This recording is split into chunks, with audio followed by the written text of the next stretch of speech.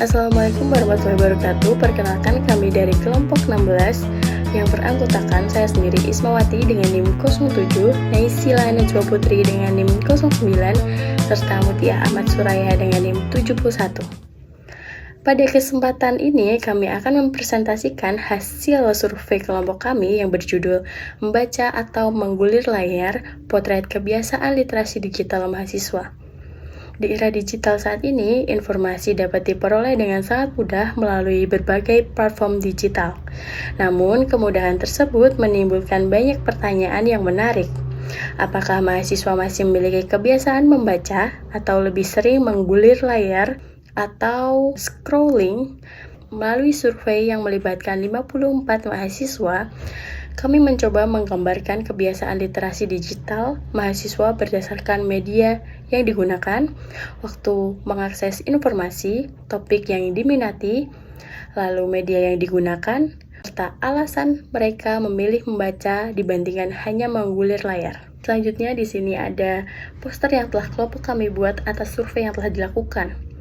Media yang sering digunakan untuk membaca berita atau informasi, Instagram menempati persentase paling tinggi yaitu 87,0%. Selanjutnya ada YouTube 70,4%, TikTok 55,6%, website berita 40,7%, Twitter 18,5%, lainnya ada 9,3%. Selanjutnya, di sebelah ada diagram lingkaran yang menunjukkan bahwa 64,8% mahasiswa masih lebih sering membaca dibanding hanya menggulir layar. Serta sisanya 35,2% hanya menggulir layar. Baik, selanjutnya kita lihat grafik di sebelah kiri, yaitu mengenai topik yang paling sering dibaca atau diikuti. Nah, berdasarkan hasil survei, topik yang paling banyak diminati adalah pendidikan dengan persentase 68,5%. Setelah itu, disusul oleh hiburan sebesar 55,6%, lalu teknologi sebesar 48,1%, gaya hidup sebesar 44,4%, dan berita terkini sebesar 35,2%.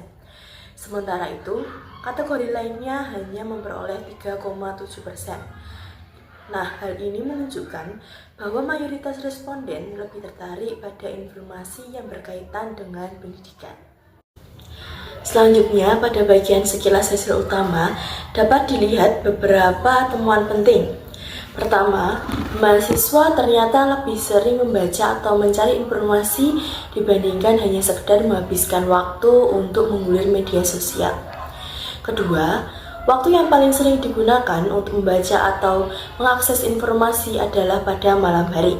Selain itu, Instagram menjadi media digital yang paling banyak digunakan, kemudian diikuti oleh YouTube dan TikTok.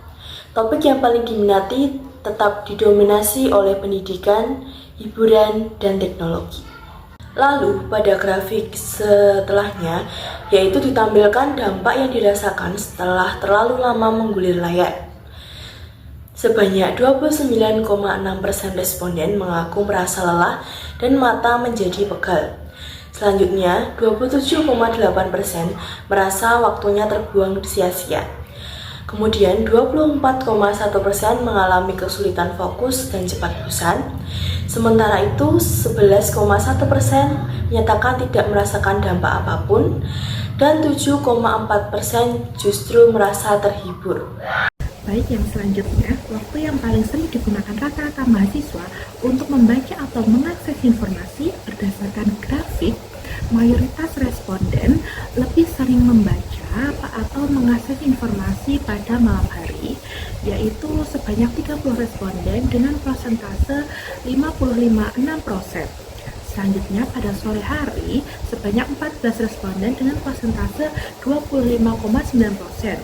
Siang hari 5 responden dengan persentase 9,3%, dan pagi hari responden 3 saja dengan persentase 5,6%. Yang paling sedikit adalah dini hari, yaitu sebanyak 2 responden dengan persentase 3,7%. Alasan memilih membaca daripada menggulir layar, alasan utama responden memilih membaca adalah untuk menambah pengetahuan sebanyak 42,6%.